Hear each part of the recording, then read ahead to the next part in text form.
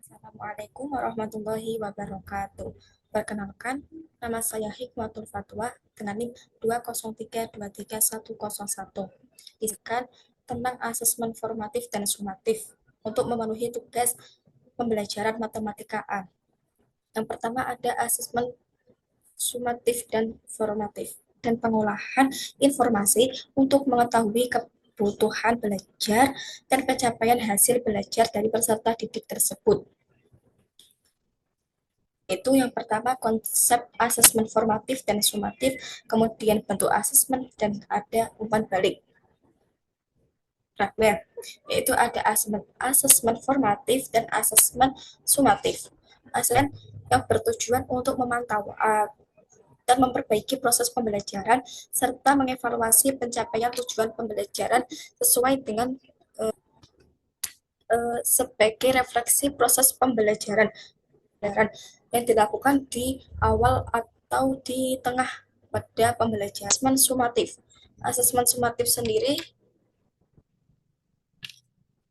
yaitu bertujuan untuk pencapaian tujuan pembelajaran atau CP sebagai dasar penentuan kenaikan. Biasanya asesmen sumatif sendiri itu untuk biasanya dilakukan pada akhir proses pembelajaran sebagai evaluasi bagi guru kenaikan kelasnya dan mengetahui seberapa paham materi yang disampaikan oleh guru tersebut kepada anaknya selama satu semester itu.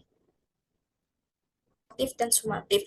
Asesmen formatif ini yaitu metode evaluasi yang dilakukan untuk evaluasi proses pemahaman murid, kebutuhan pembelajaran, dan kenormatif ini memberikan umpan balik yang berkala dan berkelanjutan pada saat proses pembelajaran untuk mengidentifikasi kekuatan dan aspek yang perlu dikembangkan.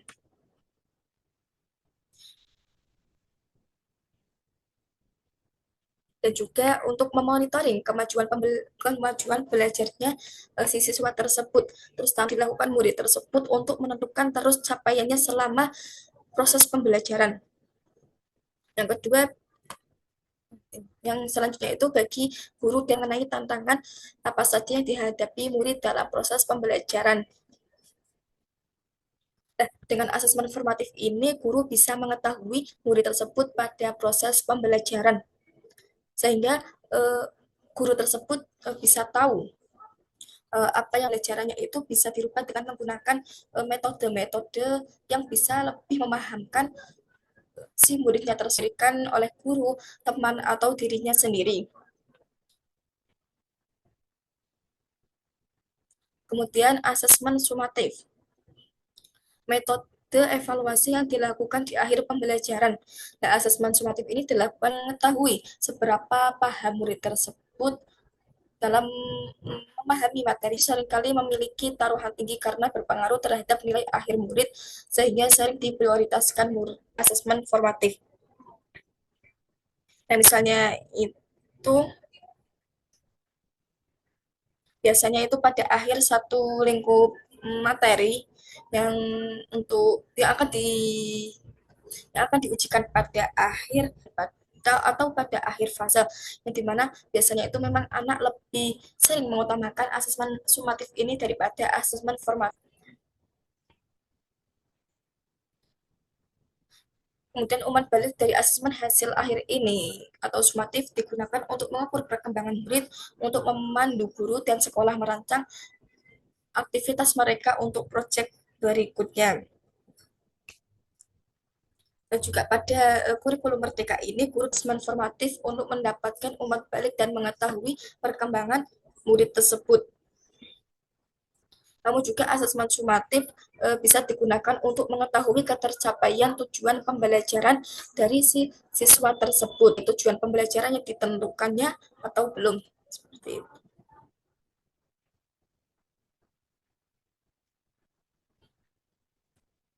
Kemudian tadi asesmen formatif untuk guru bisa mengawasi pembelajaran murid selama perkembangan muridnya. Seberapa kembangkah murid tersebut dalam mengikuti pembelajaran yang diberikan oleh gurunya. Kemudian mengecek pemahaman murid. ulangan harian yang diadakan oleh guru tersebut untuk memastikan bahwa murid tersebut itu benar-benar paham. Kemudian untuk murid sendiri itu mengevaluasi pembelajarannya sendiri.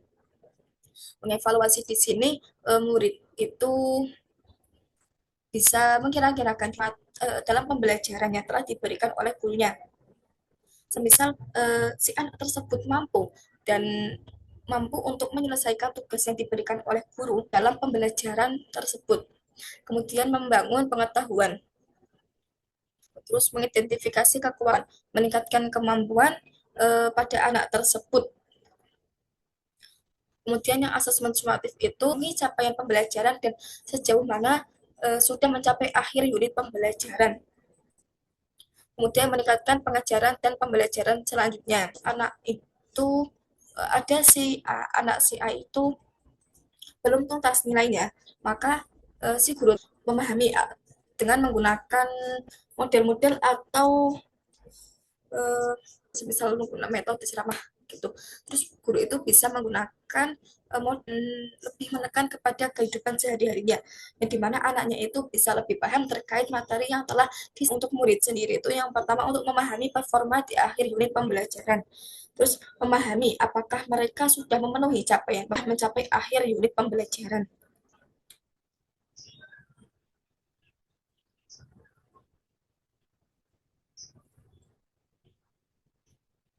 Terus penekanan pada asesmen itu lebih mementingkan atau lebih apa ya namanya, lebih lebih daripada asesmen formatif yang dilakukan pada saat pembelajaran.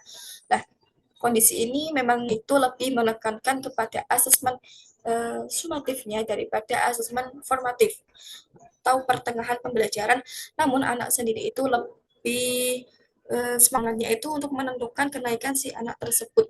Nah, harapan barunya itu asesmen formatif itu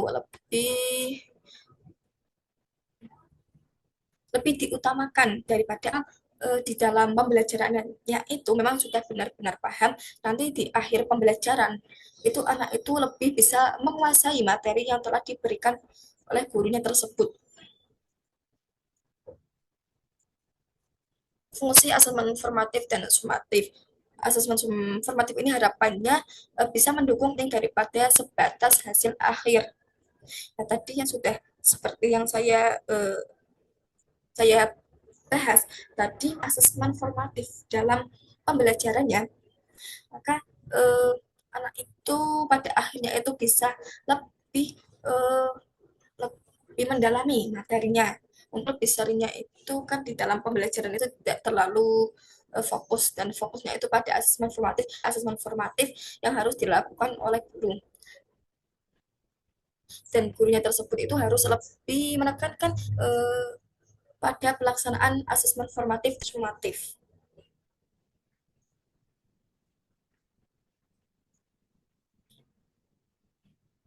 Jumlah asesmen formatif sebaiknya itu lebih banyak dari jumlah asesmen sumatif. Lebih lebih banyak melakukan asesmen formatif di tengah pembelajaran atau di awal pembelajaran itu, guru itu memancing pertanyaan, memancing atau melontarkan pertanyaan kepada peserta didik yang nantinya itu peserta tentang untuk bisa berpikir kritis untuk menjawab pertanyaan yang diberikan oleh guru tersebut.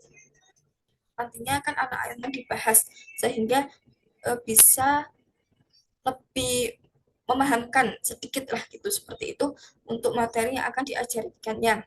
Tangan diri asesmen formatif dapat membantu mereka mendapatkan nilai yang lebih baik daripada dalam asesmen sumatif di akhir pembelajaran. Antara asesmen sumatif dan formatif dengan merancang format pada tugas sumatif dapat menurunkan beban kerja murid dan memperjelas relevansi tugas formatif.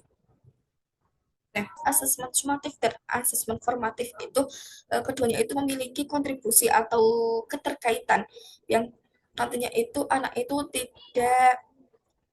mm, tidak merasa terbebani di sini.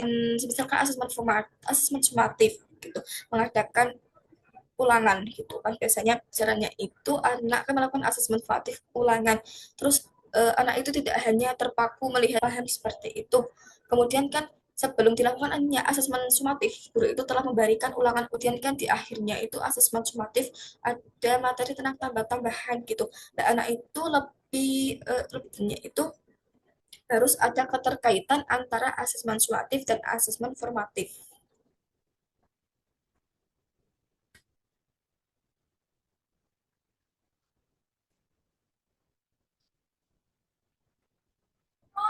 Nah, kemudian yang kedua itu ada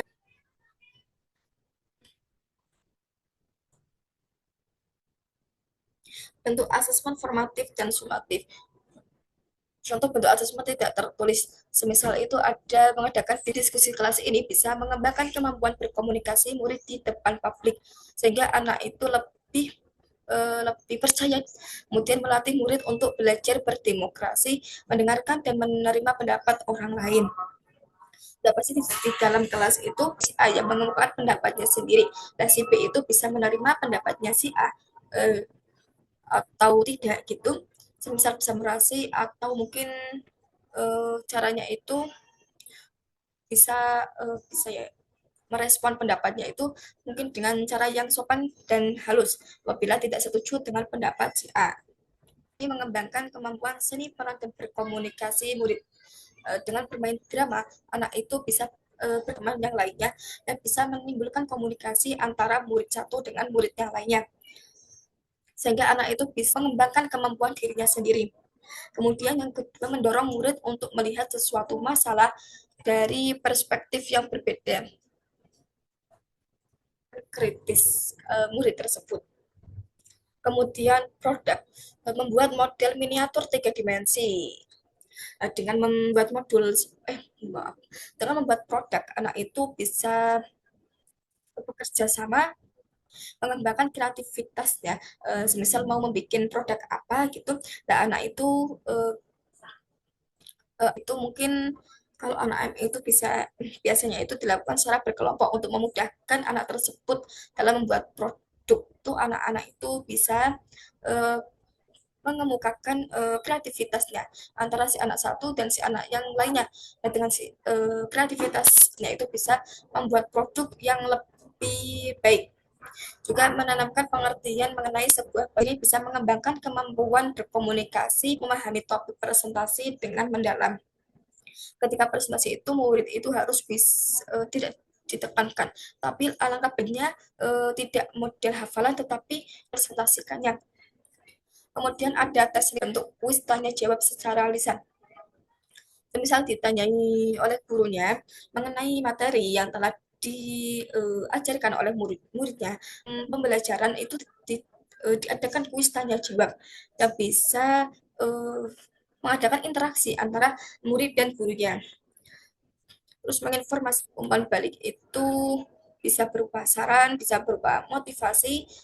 Semisal anak itu telah mengemukakan pendapatnya atau telah menjawab pertanyaan dari seperti hadiah atau motivasi-motivasi yang lainnya. Asesmen formatif dan sumatif tertulis. Yang pertama ada refleksi. Refleksi di sini melatih murid untuk berperan aktif dalam mengevaluasi pembelajaran mereka sebaik diri. Kemudian hasil refleksi ini bisa digunakan guru untuk melihat sisi lain proses pembelajaran refleksi ini, maka guru tersebut bisa mengubah proses pembelajaran apabila murid tersebut itu belum memahami materi yang disampaikannya. Keterampilan menulis akademis murid seperti mengembangkan argumen, menyajikan bukti, menggunakan referensi dengan tepat, kemudian mengembangkan cara berpikir kritis dan jurnal. Jurnal di sini bisa melatih kemampuan murid untuk mengorganisasi dan mengekspresikan ide atau pemikiran mereka. Jurnal ini ditulis dengan bahasa yang kurang formal sehingga memberikan murid jurnal ini biasanya seperti untuk membuat tulisan atau karangan dari pemikiran siswa, merefleksikan perkembangan mereka secara berkesinambungan. Kemudian ada poster. Poster ini komunikasikan pemahaman mereka dengan cara semenarik mungkin. Nah, asesmen ini bisa tema tentang menjaga lingkungan hidup mereka gitu. Dan anak itu bisa disuruh untuk mereka. Biasanya kan anak-anak itu imajinasinya itu lebih kuat ya. Jadi mungkin bayangan mereka itu pohon-pohon seperti itu, sekreatif si anak-anak tersebut. Kemudian tes tertulisnya itu bisa berupa kuis pilihan balik. Kemudian ada umpan balik. Umpan balik itu merupakan kumpulan informasi mengenai bagaimana seseorang melakukan suatu kegiatan. Umpan balik ini biasanya berbaikan dalam hal yang bisa dikembangkan untuk aktivitas selanjutnya. Maksudnya di sini yaitu umpan balik itu seperti perbaikan atau mm, perbaikan atau mungkin semisal anak itu belum mengerti perbaikan untuk mengembangkan aktivitas selanjutnya. Mungkin dengan umpan balik itu memahami sesuatu yang belum diketahui oleh anak tersebut. Bagi guru sendiri itu umpan balik itu memberi informasi masa depannya. Umpan balik di sini itu semisal sudah dilakukan perbaikan gitu, perbaikan soal gitu ya mungkin. Terus nilai atau pemahaman siswa dalam seberapa memahami memodifikasi pengajaran atau pembelajarannya itu tidak seperti yang telah dilakukannya gitu. Berarti guru ini merubah metode yang lebih bisa dipahami oleh anak tersebut. Kemudian bagi murid itu juga membantu murid untuk murid dapat mengatur dan merasa berperan dalam proses pembelajaran mereka. Dan mungkin umpan balik itu tanya jawab atau yang lainnya gitu, yang mengikut mengaktifkan mengikut sertakan murid itu lebih paham apabila ditanyai gurunya secara langsung dan disuruh untuk menggunakan pemikiran dia di apa ya, lebih imajinasinya itu atau kreativitasnya itu lebih tinggi sepengetahuan mereka tanpa kita itu harus menyalahkan dari jawaban si anak tersebut, dan juga memberikan kesempatan bagi murid untuk belajar dari satu sama lain. Terus di sini ada 10 prinsip pemberian umpan balik yang efektif. Prinsip ini terjemahkan umpan balik yang dua arah atau dialogikal. From monologue to dialogue, improving writing, feedback, process in master education. Dan 10 prinsip pemberian umpan balik yang efektif itu memberikan umpan balik kepada peserta didik itu menggunakan bahasa sehari-hari atau bahasa yang biasa dengar, bahasa sederhana. Jangan menggunakan bahasa yang tinggi yang malah membuat anak itu tidak paham transferable. Fokus pada proses pembelajaran yang kehidupan. Sangkutkan pembelajaran atau materinya itu pada kehidupan anak atau kehidupan nyata si anak lebih memahami kehidupan sehari-harinya daripada monoton dari buku teks atau buku belakang. Melihat ke belakang di sini mengacu kepada kemampuan dan pencapaian murid yang diketahui dari penilaian tersebut belum tuntas pada penilaian sebelumnya, maka guru itu harus tidak tidak menggunakan metode ceramah saja tanpa berinteraksi dengan anak didiknya. Semisal anak kelas 1, terus biasanya kan anak kelas 1 itu masih terbawa dengan dunia TK-nya ya. Maka materi yang sangat berat atau mengasih pada anak tersebut. Kemudian spesifik. Spesifik di sini berhubungan langsung dengan aktivitas yang dinilai. Kemudian lebih dari penilaian performa, tapi juga kepada pencapaian target pembelajaran profil.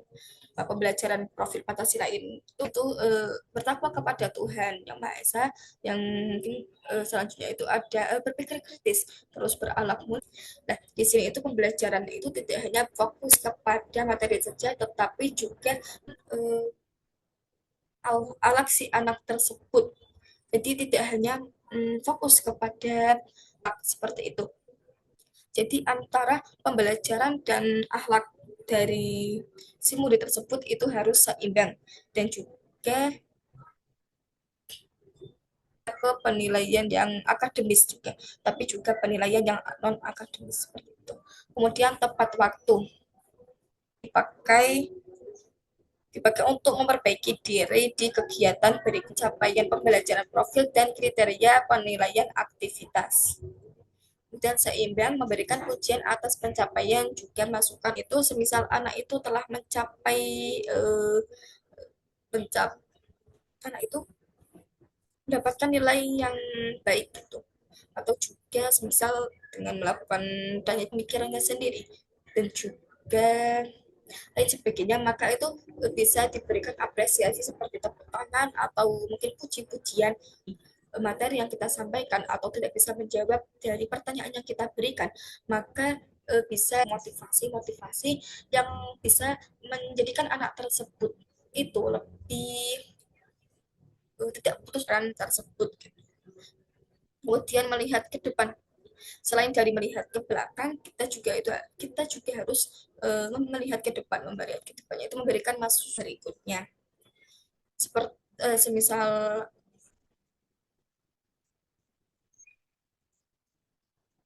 memberikan eh, semisal anak itu telah mencapai pembelajarannya, maka kita itu harus memikirkan juga, tidak hanya menggunakan metode yang dimana anaknya itu telah memahaminya, nanti tidak, nanti pikir kreatif dari pada pembelajarannya.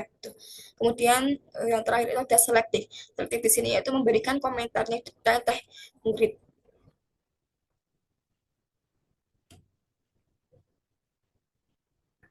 Nah, membuat umpan balik yang efektif itu harus terdiri dari fit up. Fit up ini mengklarifikasi dengan murid, kemudian feedback tanggapan atas pekerjaan murid dan kemajuan mereka. Kemudian feed forward saran bicarakan data dari feedback tersebut.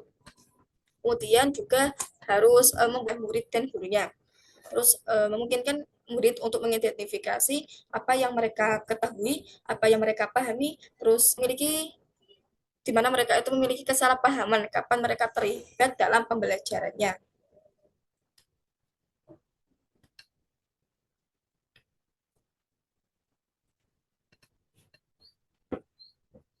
Kemudian feedback itu semisal apa saja komponen penting yang perlu ada. Komponen yang harus ada pada pembelajaran yang digunakan pada saat pembelajarannya itu. Terus dokumen apa saja yang dipakai guru untuk menjadi acuan penulisan umpan balik yang efektif dan sederhana dan mudah dipahami oleh murid.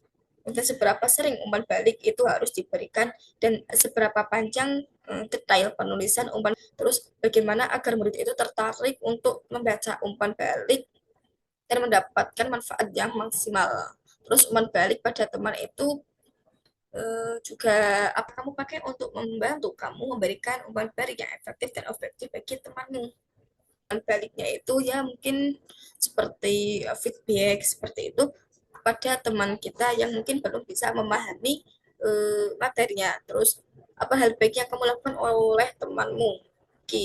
Oleh temanmu, kemudian apa yang bisa dilakukan oleh temanmu agar karyanya bisa lebih baik lagi di kemudian hari, bantu pengembangan diri bagi temanmu. Jadi umpan balik guru maupun umpan balik teman itu baiki seseorang agar menjadi lebih baik lagi. Sama-sama fungsi dari guru atau temannya itu, teman atau membantu si murid tersebut untuk si anak tersebut bisa lebih memahami materinya seperti itu. Sini ada letter of feedback. Pertama itu ada klarifikasi. Klarifikasi di sini bisa dilakukan oleh guru dengan apa yang di penjumlahan. penjumlahan di sini tanyai terlebih dahulu kepada anak yang belum paham atau kepada seluruh murid bisa tolong dijelaskan ya dan caranya itu gimana sih seperti itu. Mungkin bisa berpikir, oh penjumlahan itu yang seperti ini ya, seperti ini nih jumlahnya itu. Oh, caranya seperti ini. Seperti itu. Penilaian ini bagian ini efektif karena penilaian itu bisa mungkin dilakukan dengan setelah diklarifikasi maka itu bisa dilakukan dengan memberikan soal-soal yang ringan gitu.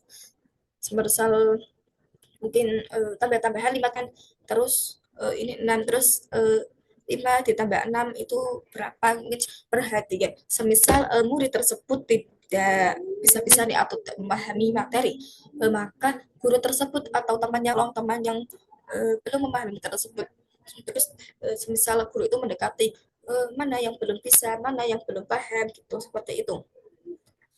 uh, Bisa seperti nanti dipelajari lagi ya di rumah setelah gurunya itu memperhatikan dan memberikan pelajari lagi nanti besok dikasihkan ke guru ya gitu seperti itu mungkin apresiasi atau misal tadi kan telah sarannya itu mungkin dipelajari di rumah besoknya itu ditunjukkan kepada gurunya dan maka kita itu bisa mengapresiasi dengan di sini itu kamu itu bisa gitu nanti kamu itu kurang atau mungkin yang lainnya seperti itu.